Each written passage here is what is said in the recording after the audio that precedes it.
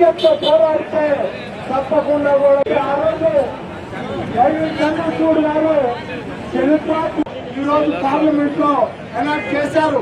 అది ఈ రోజు రాష్ట్రంలో కానీ మనం టీఆర్సీ ఏర్పడితే అప్పుడు పెన్షన్లు అందరూ కూడా అదే టీఆర్సీ పెన్షన్లకు ఎట్టి పరిస్థితి రోజైతే రిటైర్ అవుతారో ఆ రోజు ఎంత బేసిక్ ఉంటుందో దాంట్లో 50% మాత్రమే మీకు ఇవ్వబడుతుంది. 2 టీఆర్లను ఇస్తాం కానీ టీఆర్సీ హైకోర్టు మన పార్లమెంట్ లో యాక్ట్ చేయడం జరిగింది. ఫైనాన్స్ బిల్ తో దెబ్బకొట్టడం జరిగింది.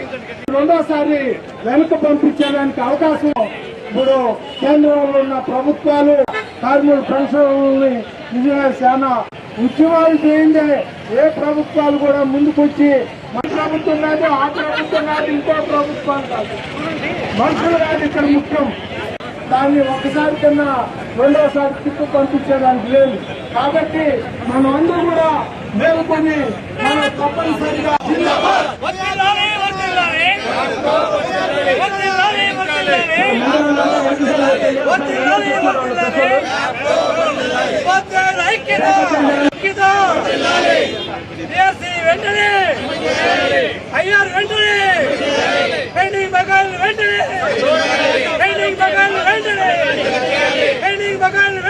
ప్యాప్టో శాఖ ఇచ్చిన పిలుపు మేరకు ఈ రోజు కడప కలెక్టరేట్ వద్ద జరుగుతున్నటువంటి ప్యాప్టో నిరసన కార్యక్రమంలో పాల్గొన్నటువంటి వందలాది మంది ఉద్యోగ ఉపాధ్యాయులందరూ కూడా ఉద్యోగ వందనాలు.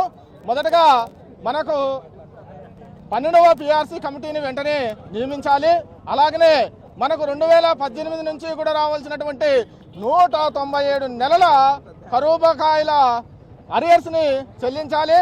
అలాగే కారుణ్య నియామకాలను కూడా 2021-22 కాలంలో కూడా చనిపోయినటువంటి కరోనా కాలంలో చనిపోయినటువంటి మన ఉద్యోగ ఉపాధ్యాయుల పిల్లలకు కారుణ్య నియామకాలు చేపట్టాలి.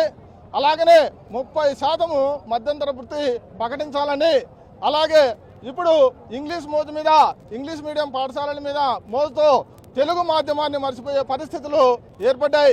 ఇంగ్లీష్ మాధ్యమానికి సమాంతరంగా తెలుగు మాధ్యమాన్ని కూడా కొనసాగించాలని చెప్పేసి మా ప్యాప్టో పక్షాన మేము ప్రభుత్వాన్ని డిమాండ్ చేస్తున్నాం. అలాగే ఉద్యోగ ఉపాధ్యాయులకు రావాల్సినటువంటి 2018 నుంచి రావాల్సినటువంటి డిఏ బకాయిలు కానీ 2022 పిఆర్సీ అమలు చేసిన తర్వాత రావాల్సినటువంటి పిఆర్సీ బకాయిలు కానీ వెంటనే చెల్లించాలని మేము ఈ సందర్భంగా డిమాండ్ చేస్తున్నాం. రాబోయే రోజుల్లో ఈ డిమాండ్లు సత్వరమే చెల్లించకుండా తాస్తారం చేస్తే ఇటువంటి ఉద్యమాలు అనేకం చేసి ప్రభుత్వం పైన ఒత్తిడి పెంచి ప్రభుత్వం మెడలు ఉంచి సాధించుకుంటామని తెలియజేస్తున్నాము. నా పేరు రాళ్లపల్లి అబ్దుల్లా, ప్యాప్టో సెక్రటరీ జనరల్. ఈరోజు ప్యాప్టో రాష్ట్ర సంఘ పిలుపు మేరకు రాష్ట్రంలోని అన్ని జిల్లా కలెక్టరేట్ కార్యాలయాల ఎదురుగా ఈరోజు ప్యాప్టో నిరసన కార్యక్రమం 3 గంటల నుంచి 5 గంటల మధ్య కాలంలో జరిపిస్తున్నాము.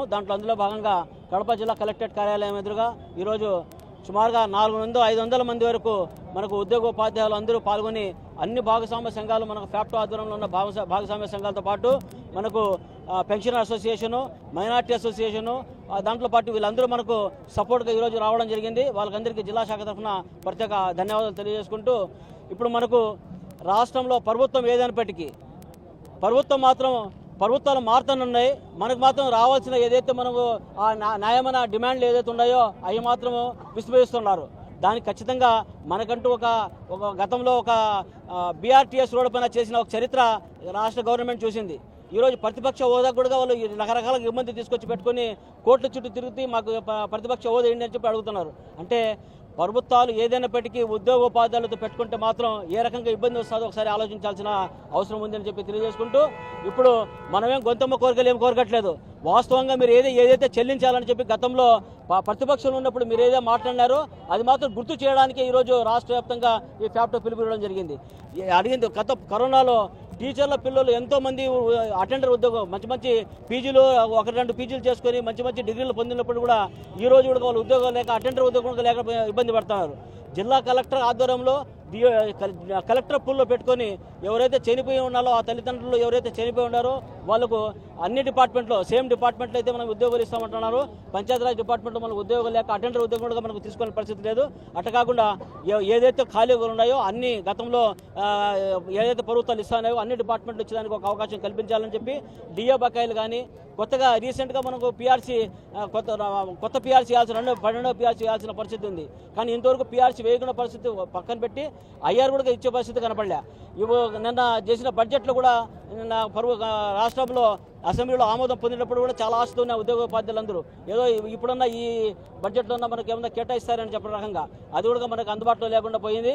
ఖచ్చితంగా ఏదైతే మనకు ఈ న్యాయమైన డిమాండ్లో రాష్ట్ర వ్యాప్తంగా ఫ్యాక్టరీ తీసుకొచ్చి పెట్టిందో ఈ నిరసన వరకు మాత్రమే ఇది మాత్రం ప్రభుత్వం దీనిపైన స్పందించకుండా వాళ్ళ పని వాళ్ళు చేసుకుంటూ పోతే ఇది మాత్రం ఈ తీవ్రతను రానున్న రోజుల్లో ఎక్కువ చేస్తామని చెప్పి తెలియజేసుకుంటూ ఈ సహాయ సహకారాలు అందించిన జిల్లా వ్యాప్తంగా నుంచి వచ్చిన ప్రతి ఒక్క కార్యకర్తకు ప్రతి ఒక్క ఉపాధ్యాయ భాగస్వామ్య సంఘాల నాయకులందరికీ జిల్లా శాఖ తరఫున ప్రత్యేక అభినందనలు, ధన్యవాదాలు.